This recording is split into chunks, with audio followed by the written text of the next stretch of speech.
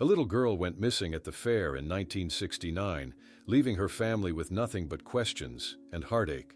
But 40 years later, her teddy bear was discovered, and what it revealed makes everyone's blood run cold.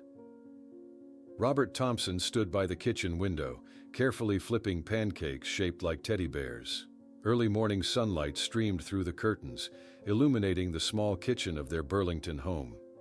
He smiled as 5-year-old Melanie entered the room, her chestnut bob swinging gently, clutching her beloved teddy bear Billy to her chest. "Are those bear pancakes, Daddy?" Melanie asked, climbing onto her chair, placing Billy carefully beside her plate. "Sure are, sweetheart. Special breakfast for our special day at the fair," Robert replied, sliding a golden brown pancake onto her plate. Susan Thompson entered, already dressed in a light summer dress, her nurse's watch pinned to her collar out of habit. She had taken a rare Saturday off from the hospital for this family outing. 2 years after moving from bustling Brooklyn to tranquil Burlington, Vermont, the Thompsons had finally found their rhythm in small-town life. "Let's pick your outfit for the fair," Susan said after breakfast, leading Melanie to her bedroom. "How about this blue dress with the white polka dots?" Melanie nodded enthusiastically. "And my red shoes, Mommy. Billy wants me to wear my red shoes." Susan smiled, helping her daughter into the dress before brushing her hair. "The fair is going to be so exciting. There'll be music and games and a big Ferris wheel." "Can Billy ride the Ferris wheel too?" Melanie asked seriously. "Of course he can. Billy goes everywhere you go," Susan assured her. The family drove through town with windows down, Melanie pointing excitedly at colorful pennants and signs advertising the Burlington State Fair. The annual 2-week summer event transformed their quiet town into a hub of activity. "Look at all the flags, Billy," Melanie exclaimed, holding her teddy bear up to the window. "We're going to have so much fun today." Robert parked their station wagon in the rapidly filling lot. The fairgrounds bustled with activity, vendors setting up stands, music playing through scratchy speakers, the mechanical whir of rides being tested.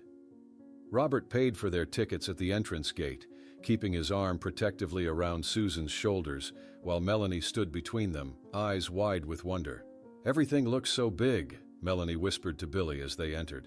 They wandered through rows of game booths and food stands. Robert bought a fluffy cloud of pink cotton candy, which Melanie alternated between licking and pretending to feed to Billy, leaving the bear's nose slightly sticky. "Stand together, you three," Susan instructed, raising her Polaroid camera. "Say cheese!"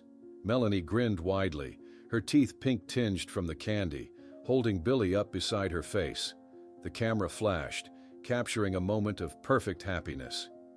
As afternoon wore on, Melanie spotted the Ferris wheel rising above the fairground. "Can we go on that, Mommy? Please?"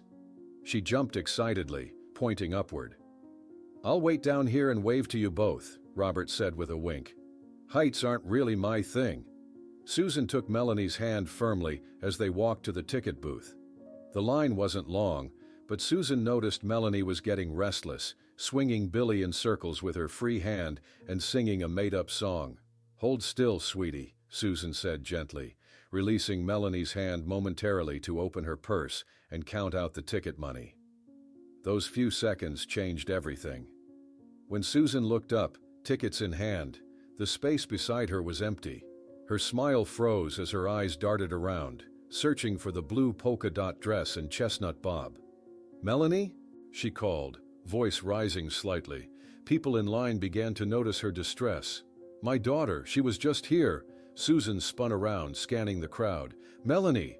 Panic rising, Susan ran back toward where Robert waited, pushing through clusters of fairgoers. "Robert, I can't find Melanie. She was right beside me and then—" The color drained from Robert's face. They separated immediately, calling Melanie's name, Robert shoving through crowds while Susan dropped to her knees to look under booths. "She has a blue dress with white dots, brown hair," Susan cried to confused onlookers. "Please, help us look." Near the entrance to the main pavilion, Susan spotted something that made her heart stop. A small red shoe lying on its side in the dirt. She snatched it up, clutching it to her chest as she screamed her daughter's name louder. Sheriff Jim Conway arrived within minutes, his weathered face serious as he quickly organized search parties and established a perimeter around the fairgrounds. He spoke quietly to the distraught parents, now gathered at the makeshift command center. "The first hours are crucial," he explained gently. "We'll find her." "She never goes anywhere without Billy," Susan repeated, gripping the red shoe. She would never leave her Teddy behind. While examining the small red shoe under the dim light as night fell over the fair, Sheriff Conway noticed something on the sole that he didn't mention to the parents, a dark stain that his 25 years of police experience immediately recognized as blood. Sheriff Conway silently slipped the small red shoe into an evidence bag, his weathered face betraying nothing as he turned back to the Thompsons. The fairgrounds had emptied of regular visitors, replaced by police officers with flashlights cutting through the darkness. The carnival music had been silenced, leaving only the soft hum of generators and urgent voices calling Melanie's name. "I need to examine the main pavilion more thoroughly," Conway said, gesturing to his deputies. "We'll need to cordon off that entire section." In the pre-dawn hours, forensic technicians knelt on the pavilion's concrete floor, carefully marking areas with chalk and photographing the ground. Conway conferred with a technician who confirmed his suspicions. The stain on the shoe was human blood. The sheriff rubbed his eyes, instructing the team to maintain absolute discretion. First light brought a new intensity to the search. Officers with German shepherds combed through the dense woods that bordered the fairgrounds, their voices echoing through the trees as they called Melanie's name. A helicopter buzzed overhead, its camera scanning the landscape for any sign of the missing girl. At the command center, Susan sat rigidly in a metal folding chair, Melanie's shoe clutched in her hands. Her nurse's training had kicked in. She answered each question with mechanical precision, reciting Melanie's height, weight, allergies, and identifying marks as if reading from a chart. "She has a small birthmark behind her right ear," she said flatly, "shaped like a half moon." Robert couldn't sit still. He paced the perimeter of the room, interrupting officers mid-conversation, demanding updates, his voice growing hoarser with each passing hour. "Shouldn't you be checking the parking lots? What about the maintenance areas? Have you questioned every single employee?" His fists clenched and unclenched at his sides. Conway methodically interviewed fairground workers, starting with those who had been near the Ferris wheel. A cotton candy vendor nervously described seeing a girl like that, being led away by a woman in a wide hat, but couldn't provide further details when pressed. "She was holding the kid's hand real tight," the vendor added. "I just figured it was her mom in a hurry."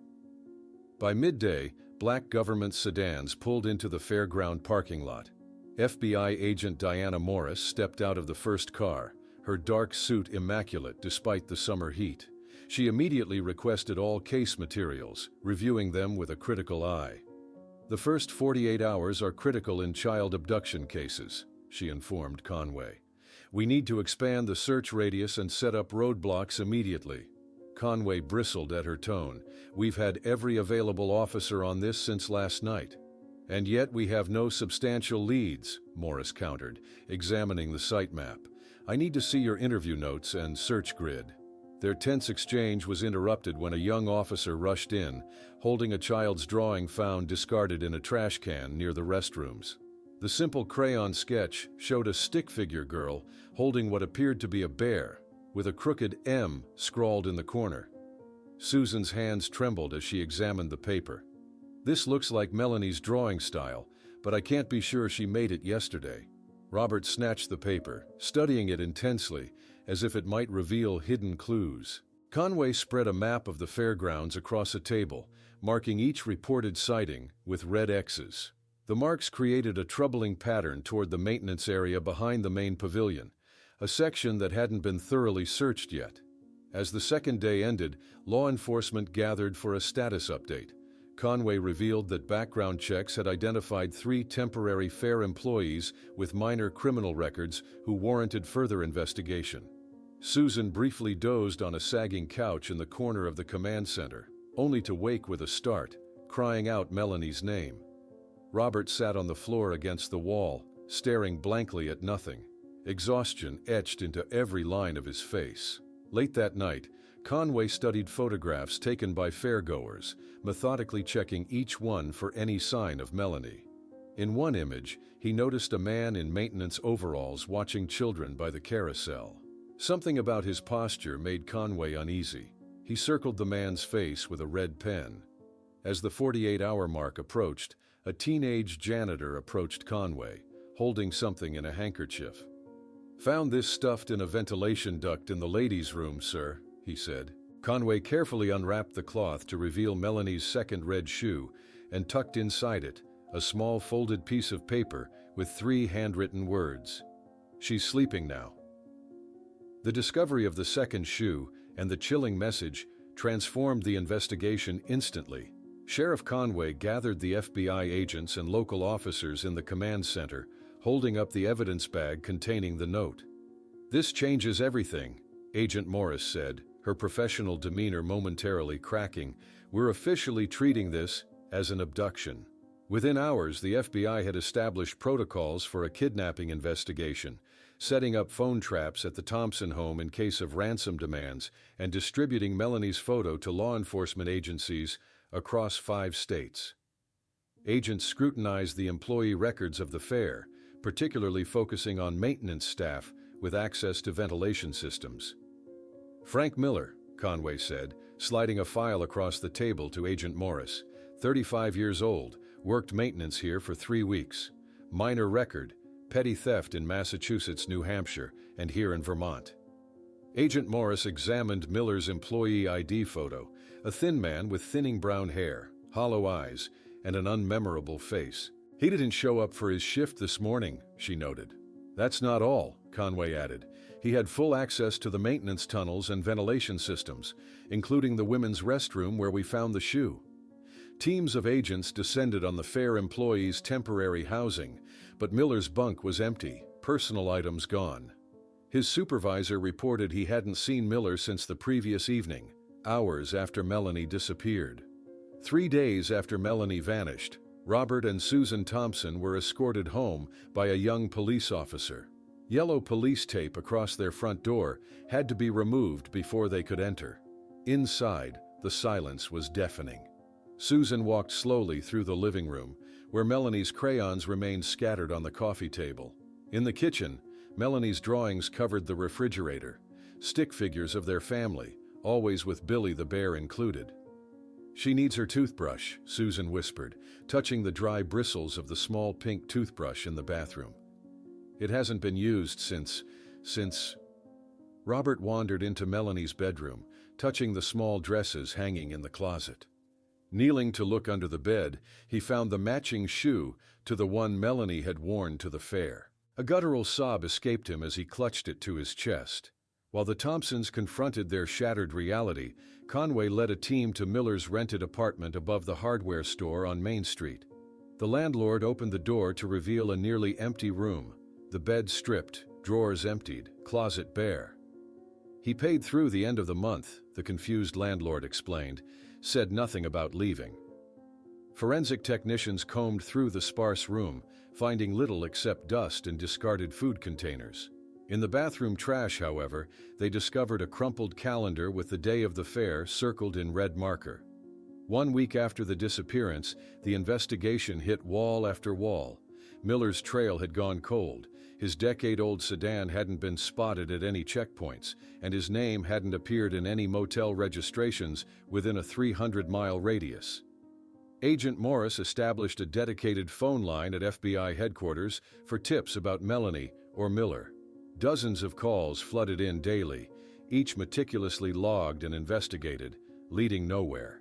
In their home, Susan had begun obsessively organizing Melanie's toys, arranging them precisely as her daughter had left them. She refused to sleep in her bedroom, instead curling up on Melanie's small bed each night. Robert retreated to the garage, a bottle his only companion. The officer stationed outside their home reported hearing the sounds of fists hitting walls late into the night. Conway worked tirelessly, staying long after his shifts ended. Late one evening, he examined the enlarged photo from the fair, comparing the maintenance worker watching children by the carousel with Miller's employee photo. The resemblance was undeniable. 1 week after Melanie's disappearance, Susan was arranging Melanie's favorite books when the phone rang. She answered reflexively, expecting another update from Conway. Instead, heavy breathing filled the line for several seconds before a distorted voice whispered, "Billy misses her," leaving Susan frozen in terror, realizing only someone intimately familiar with their family would know the teddy bear's name that had never been mentioned in news reports. FBI agents traced the disturbing call to a payphone at an Albany bus station, but arrived to find only a handful of commuters who had seen nothing suspicious. The security footage showed only grainy shadows, none clearly identifiable as the caller. Another dead end. A month after Melanie's disappearance, the investigation began losing momentum. The daily briefings with multiple agencies dwindled to weekly status updates. Agent Morris was reassigned to a kidnapping case in Boston, leaving behind a junior agent who lacked her intensity. Susan refused to accept this fading attention. She transformed their living room into what Robert bitterly called the war room. Walls covered with maps marked with colored pins, timeline charts, and dozens of Melanie's photos. The dining table disappeared under stacks of missing persons reports that Susan studied obsessively, looking for patterns that might connect to Melanie's case. "Someone out there knows something," Susan insisted, stapling another batch of flyers with Melanie's face and the bold text, "Have you seen this girl?" The local print shop had stopped charging her weeks ago. Every Wednesday morning, Susan appeared on Burlington's local news station, making the same heartfelt plea, "If you have any information about our daughter, please come forward. We just want Melanie home." Robert initially took a leave of absence from the university, but his department chair gently suggested returning might help maintain some normalcy. His first lecture back was a disaster. Halfway through discussing Hemingway, he forgot his train of thought, staring blankly at his notes while students shifted uncomfortably. After class, a colleague found him in the men's room, drinking from a flask. "It's medicinal," Robert said, avoiding eye contact. "Doctor's orders." Their dinner table became a battleground of silence. Susan pushed food around her plate, mind racing with new strategies to fund Melanie. Robert drank his third whiskey, watching his wife with growing resentment. "The FBI agent called today," Susan said one evening. "They're scaling back the investigation." "What did you expect?" Robert's words slurred slightly. "It's been a month, Susan. No ransom, no new evidence." "So we just give up?" Susan's voice rose. "Is that your solution?" "I'm being realistic. You've turned our home into a shrine. You sleep in her bed, for God's sake." The argument escalated until a framed family photo crashed to the floor, the glass cracking across Melanie's smiling face. Meanwhile, Sheriff Conway continued his off-duty investigation into Frank Miller. Spreading files across his kitchen table each night, he tracked Miller's employment history through seasonal jobs at state fairs across New England. His wife Martha brought him coffee, worry etched on her face. "Jim, it's past midnight," she said softly. "Just finishing this," Conway replied, circling dates on a calendar where Miller's employment coincided with 3 unsolved child disappearances in the past 2 years. The pattern was there, but without evidence, it remained circumstantial. Susan began attending support group meetings for families of missing children, finding both comfort and purpose in their shared experience. After one meeting, she stayed late, helping organize a regional conference. "We need to create a network," she explained to the small group. "Share information across state lines, coordinate with law enforcement." Robert's drinking worsened. During a lecture on Fitzgerald's The Great Gatsby, a student asked a question that triggered thoughts of Melanie. Robert froze mid-sentence, then abruptly dismissed the class 30 minutes early. The university dean called him in later that week. "Students have expressed concerns," he said gently. "Perhaps a longer leave of absence would be beneficial." 6 months after Melanie vanished, Susan was placing flyers at Jenkins Market when a small girl tugged at her sleeve. Looking up with wide eyes, the child said innocently, "Are you the lady with the bear girl? I saw her in a picture with a man at the gas station near my grandma's house." Susan's heart stopped as she knelt down to the child's level, her trembling hands gripping the girl's small shoulders. Susan gripped the little girl's shoulders, trying to keep her voice steady. "Where exactly did you see this picture, sweetheart?" The child's mother approached, looking concerned. "What's going on?" "Your daughter might have seen my missing girl," Susan explained breathlessly. "Please, it's important." Within an hour, Susan, Sheriff Conway, and 2 FBI agents were speeding toward the rural gas station 50 miles outside Burlington. The little girl and her mother sat in the back seat of Susan's car, following the police cruiser. "It's that one," the child pointed, as they pulled into a weathered service station with a small convenience store attached. Conway entered first, introducing himself to the elderly owner, who nodded in recognition. "The Thompson case. Got those flyers right here," he said, gesturing to a bulletin board crowded with missing persons notices. Susan scanned the wall anxiously, her heart sinking as she realized what had happened. Among dozens of missing children's photos was Melanie's flyer, pinned next to another missing girl with similar features.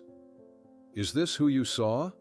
Susan gently asked the child, pointing to the other girl's photo. The little girl nodded. "I thought it was the same person." Another false lead.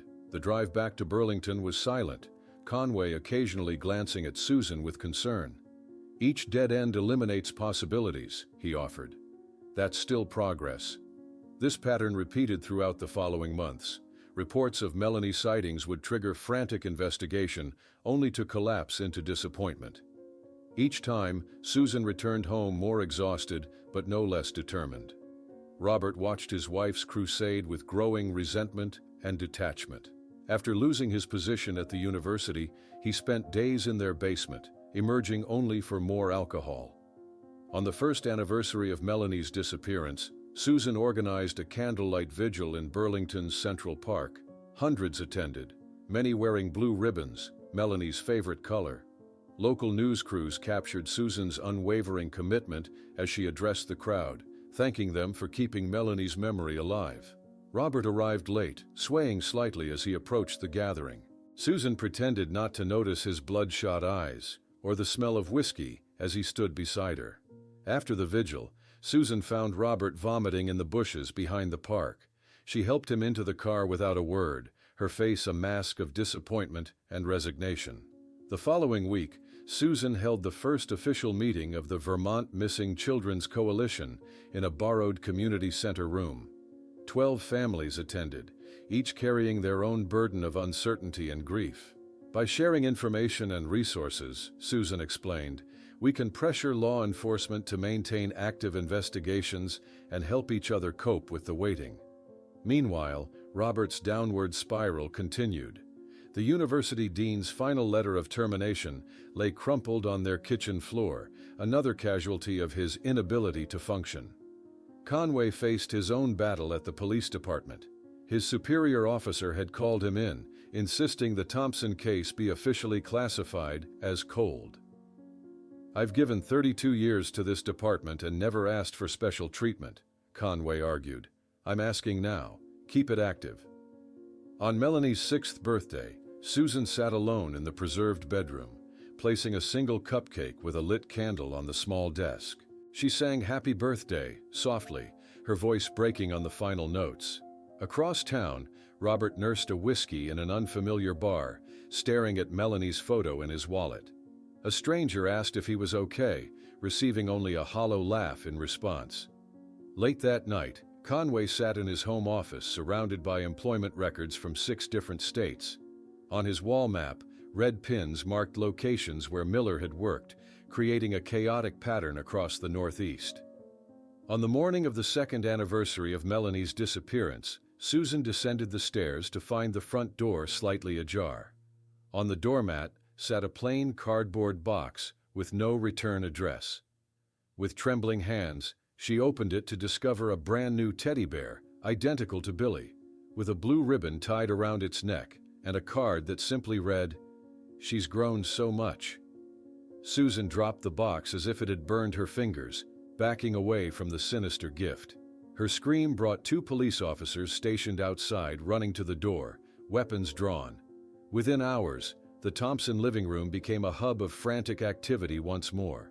Forensic technicians in white gloves carefully examined the teddy bear, the box, and the handwritten note. Conway stood beside Susan, his face grim as the lead technician shook his head. Nothing.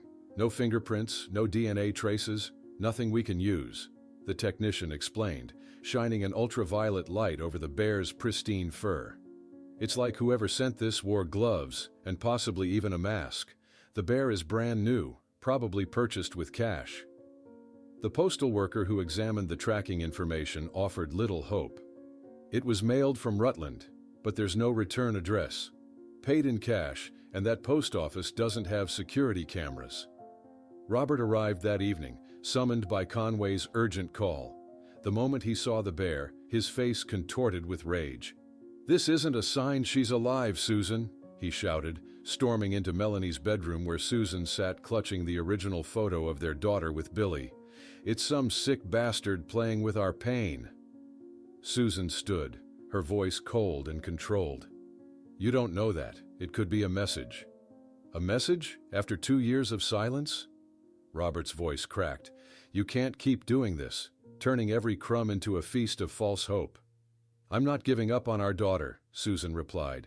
"She's gone," Robert roared, sweeping his arm across Melanie's dresser, sending carefully arranged toys crashing to the floor. "She's been gone for 2 years, and this shrine you've built isn't bringing her back." Susan watched him with steely resolve. "If you walk out that door, you're abandoning not just me, but Melanie too." Robert's frantic packing took less than 20 minutes. Standing on the sidewalk with his suitcases, he gazed up at Melanie's bedroom window before climbing into a waiting taxi without looking back. 5 years passed. The Vermont Missing Children's Coalition had grown into a respected organization with modest offices in downtown Burlington. Susan sat at her desk, answering a call from a panic-stricken mother whose son had disappeared from a school playground just hours earlier. "I need you to take a deep breath," Susan instructed, her calm voice perfected through years of similar calls. "The first 6 hours are crucial. Have the police established a command center yet?" Later that week, Susan stood before 30 police officers from across Vermont, conducting a training seminar on rapid response protocols for missing children cases. Her personal tragedy had transformed into professional expertise that was saving lives. Across the country in California, Robert Thompson stood before a classroom of disinterested teenagers, his once robust frame now thin, his dark hair streaked with gray. As he discussed Steinbeck's Of Mice and Men, his mind wandered, as it often did, to the dreams he had abandoned. That evening, Robert sat in a church basement at his regular AA meeting. "I'm 6 months sober now," he shared with the group. "I still dream about her every night, but at least I remember the dreams now." In Burlington, Conway, now fully white-haired, sat in his garage-turned-investigation room, surrounded by photos, maps, and timelines that had consumed his retirement years. His wife Martha brought him coffee, her concern evident as she watched him pore over newspaper clippings. One particular article had captured Conway's attention, a Nevada newspaper reporting Frank Miller's arrest and subsequent release on a technicality for assault charges. Conway circled Miller's face in the grainy photo, older but still recognizable. Susan maintained her ritual of lighting a candle in Melanie's preserved bedroom on every birthday and anniversary, the room unchanged except for the growing collection of investigation files and newspaper clippings on the desk. The unexpected ring of her telephone broke the evening silence. Susan answered to hear a voice she hadn't heard in years. "I saw a news report about your work with the Coalition," Robert said hesitantly. You've transformed something horrible into hope for others." On the eve of the 10th anniversary of Melanie's disappearance, Conway arrived at Susan's door, leaning heavily on his cane, holding a weathered yellow folder. His expression was grave as he said, "I got a call from a detective in New Hampshire. A teenager was spotted in Manchester who matches exactly the age projection of what Melanie would look like today, and she was carrying an old teddy bear she never lets go of." Susan's fingers trembled as she clutched Conway's arm. "Are you certain? How reliable is this information?" Reliable enough that I drove straight here, Conway replied, unfolding a fax from the Manchester Police Department. A waitress at a diner recognized Melanie from one of our age progression photos. She says the girl comes in regularly, always carrying a worn teddy bear. Within hours, Susan had packed a small suitcase, her movements mechanical yet urgent. Conway watched her from the doorway, his weathered face concerned. I need you to understand, Susan. This could be another false lead. We've been down this road before. I know, she whispered, carefully placing the latest age progression photo of Melanie in her purse. But I have to go. I have to see for myself. The 3-hour drive to Manchester passed in a blur of anticipation and dread. Susan stared out the window, watching Vermont's familiar landscape give way to New Hampshire's rolling hills. In her lap, she held the computer-generated image showing what 15-year-old Melanie might look like now. The same chestnut hair, though longer, the same shaped eyes, though more mature. What if it's really her, Jim? Susan whispered. What do I say to a daughter who doesn't remember me? Conway kept his eyes on the road, one step at a time. Detective Derek Simmons met them at the Manchester Police Department, a stocky middle-aged man with sympathetic eyes. We've been working this since we got the tip, he explained, leading them to a small conference room. The waitress, Doris, has worked at that diner for 20 years. Says she's had those missing children posters by the register the whole time. On a small television, Simmons played grainy security footage, showing a dark-haired teenage girl at the counter. Though the angle wasn't ideal, they could see a teddy bear's head poking from her partially open backpack. I've seen that poster every day for years, Doris told them when they interviewed her at the diner. Something about the way she held that bear just clicked. It was like seeing a ghost walk in. Susan spent the next 2 days canvassing Manchester's streets, distributing flyers with the age progression photo. Each teenager who passed received her scrutiny, her heart leaping whenever she spotted a girl with chestnut hair. At night, she sat by the motel window, imagining Melanie walking these unfamiliar streets, wondering if her daughter might be looking at the same stars. Conway worked methodically, checking schools, youth shelters, and hospitals, explaining the situation to reluctant administrators who eventually softened at the mention of a 10-year-old missing persons case. On the 3rd day, they received a call from New Beginnings, a shelter for troubled teens. We might have someone matching your description, the social worker said cautiously. Susan's heart hammered against her ribs as they were led into a small meeting room. When the door opened, she momentarily couldn't breathe. The girl who entered shared a striking resemblance to the projection, the same heart-shaped face, similar coloring, and clutched protectively in her arms, a worn teddy bear. But as their eyes met, Susan knew. There was no recognition, no hidden spark of connection. This wasn't Melanie. I'm Jennifer, the girl said defensively, backing toward the wall. Why am I here? Susan tried to keep her voice steady as she showed Jennifer photos of 5-year-old Melanie. Does this child look familiar to you at all? The girl's confusion turned to anger. I don't know who this is. I'm not this person. Leave me alone. In the shelter's bathroom, Susan collapsed against the wall, sobs racking her body while Conway waited helplessly outside. Another false hope, another dead end. Later that evening, Conway called Robert from their motel room. We found her, but it's not Melanie, he explained quietly, while Susan lay curled on the bed, staring blankly at the wall. Hundreds of miles away in California, Robert sat in his sparse apartment, head in hands, experiencing the familiar cycle of hope and devastation that had defined their lives for a decade. Returning to Burlington, physically and emotionally exhausted, Susan found a man waiting on her porch. He introduced himself as David Mackenzie, a reporter with a notebook and determined expression.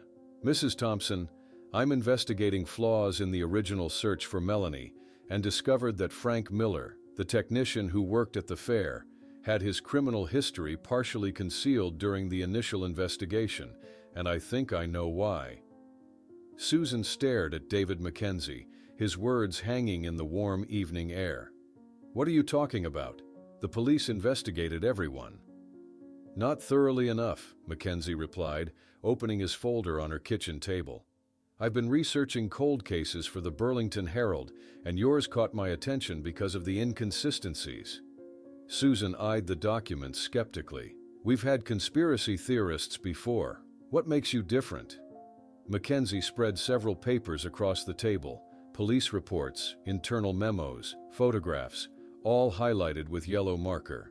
These are copies of official documents I obtained through sources in the department. Look at this, he said, pointing to a criminal record sheet. The document showed Frank Miller's complete history, including a sexual assault charge in Connecticut that had been dismissed. This charge had never appeared in the official investigation reports. This was deliberately excluded, Mackenzie explained, and I believe I know why. Susan grabbed her phone, dialing Conway's number with shaking fingers. Jim, you need to come over right now. There's someone here with information about Miller. Conway arrived within 20 minutes, his face darkening as he examined the documents. Where did you get these? He demanded. That's not important, Mackenzie replied. What matters is why this information was buried. Conway's shoulders sagged as he sat heavily at the table. The police chief back then had connections to the fair manager. They were worried about the fair's reputation, about tourism dollars. I was told certain aspects of the investigation were being streamlined. You knew? Susan whispered, betrayal evident in her voice. Not at first, Conway admitted. By the time I discovered the full extent, Miller was long gone. I've been trying to make up for it ever since. Over the next several days, Mackenzie interviewed former fair employees. An elderly maintenance worker named Earl provided a critical piece of information. Miller knew that drainage system better than anyone. He used to brag about having secret places down there where he'd go to smoke or nap during shifts. Susan and Mackenzie spent hours poring over maps of the fairgrounds, including drainage system blueprints from the city archives. They identified several areas beneath the main pavilion that had never been properly searched during the original investigation. At the public library, Mackenzie discovered a pattern while reviewing microfiche records of regional newspapers. 3 other children had disappeared from fairs, where Miller had worked in the years before and after Melanie's disappearance, though none of the cases had been connected. Conway, working independently, called former colleagues across different states, compiling a timeline of Miller's movements over the past 20 years. He's been careful, Conway told Susan, never stays in one place long enough to draw attention. The publication of Mackenzie's special report in the Burlington Herald reignited public interest in the case. The front-page headline read, Melanie Thompson Case, 20 Years of Unanswered Questions, accompanied by photos of Susan and Melanie. The day after publication, a former security guard contacted Mackenzie. I saw Miller loading a large box into his truck that night. It seemed heavy, and he was being real secretive about it. I reported it, but no one ever followed up with me.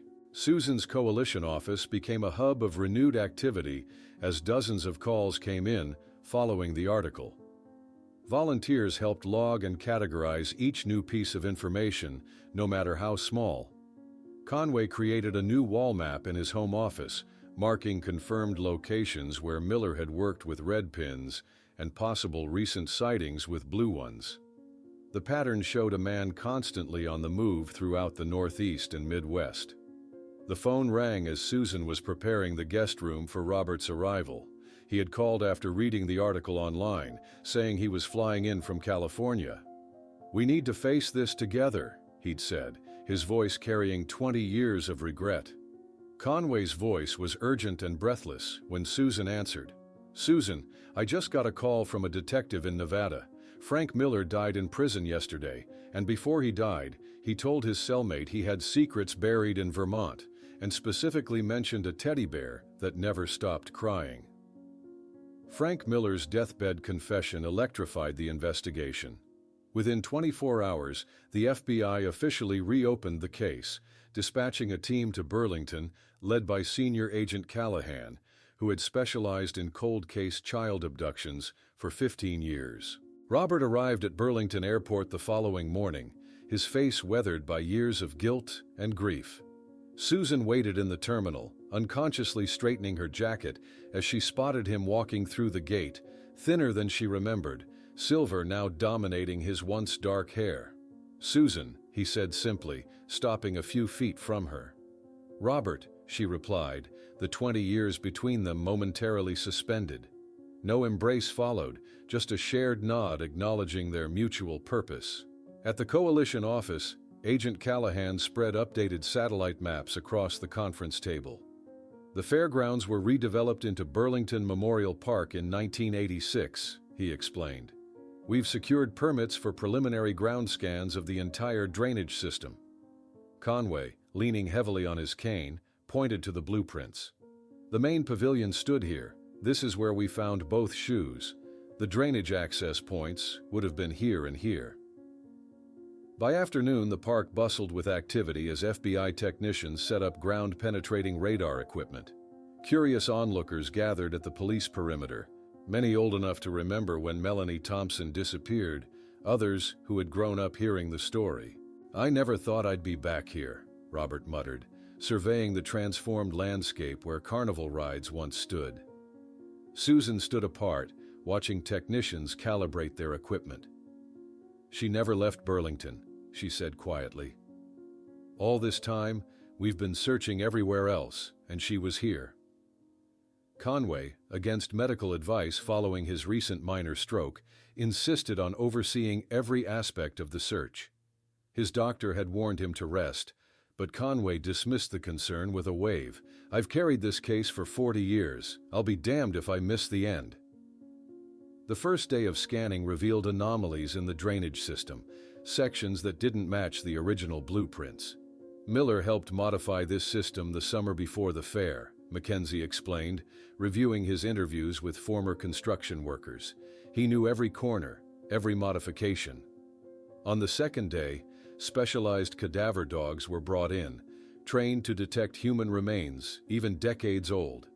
One dog, a German shepherd named Rex, showed particular interest in an area near the junction of two main drainage pipes, repeatedly circling and alerting his handler. The excavation began carefully, layers of soil and concrete removed inch by inch. Conway watched each bucket of debris, his eyes missing nothing despite his failing health. Unexpected heavy rains threatened the excavation site on the fourth day, water beginning to seep into the exposed areas.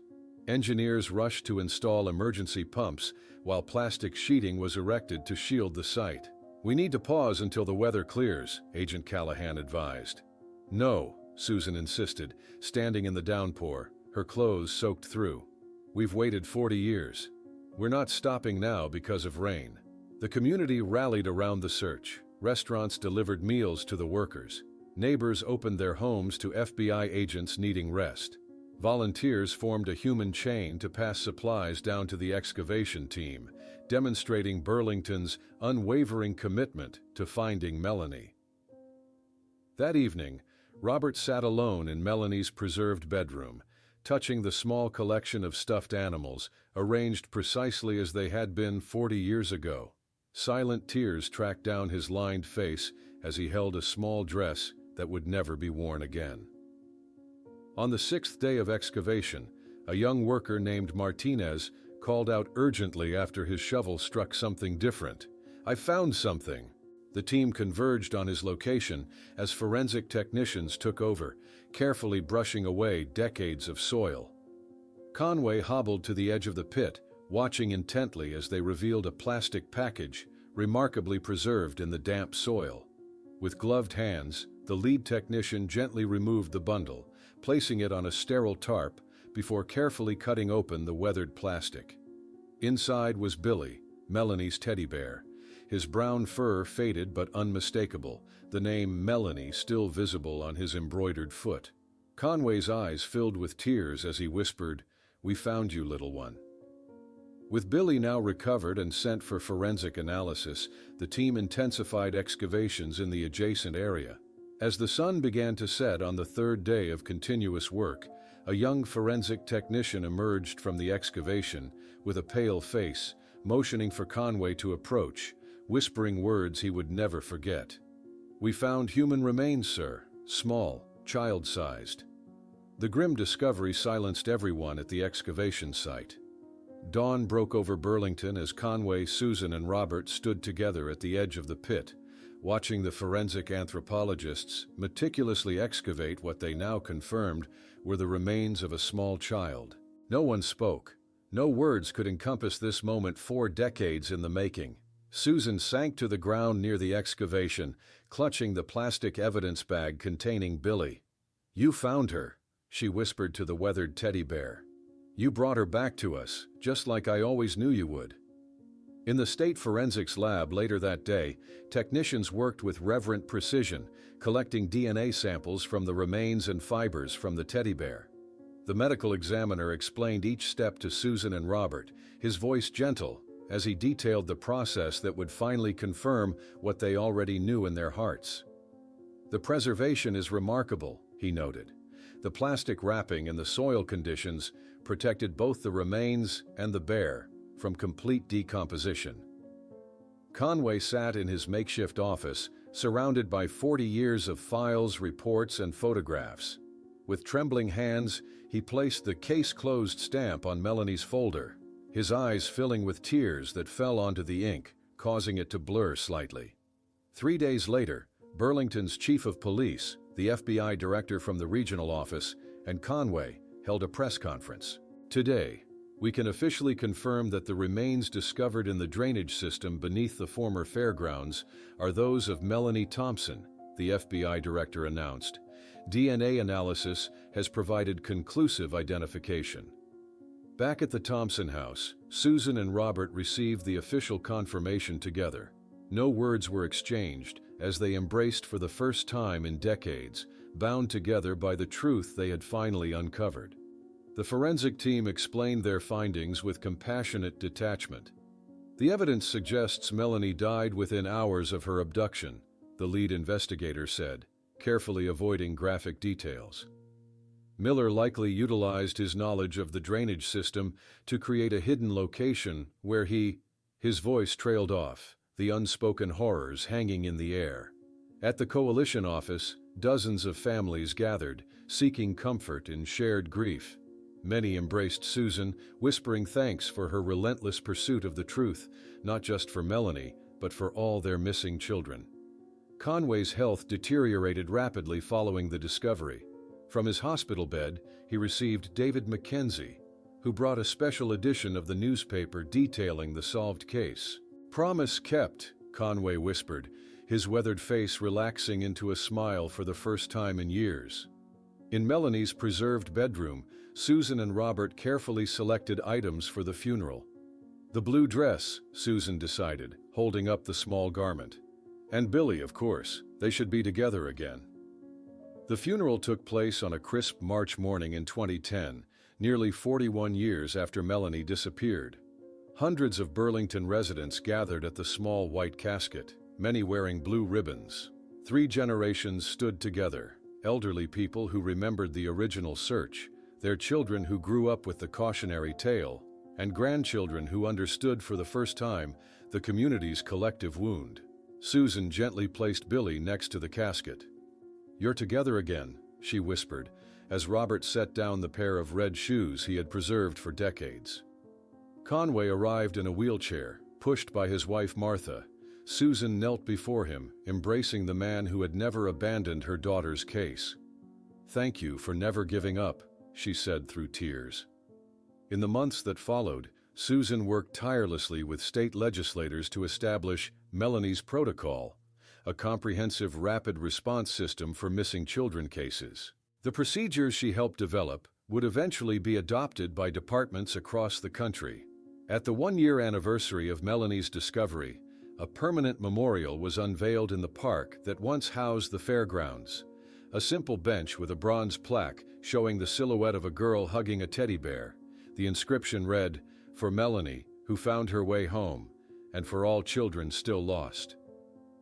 40 years after Melanie's disappearance, Susan Thompson gave her final interview to the now renowned journalist, David Mackenzie. When he asked if she had finally found peace, Susan gazed out the window at volunteers preparing resource packages for families of missing children and replied, "Peace is too big a word. I found the truth and through it, a purpose. Billy kept his promise. He brought Melanie home. Now it's our turn to help other children find their way.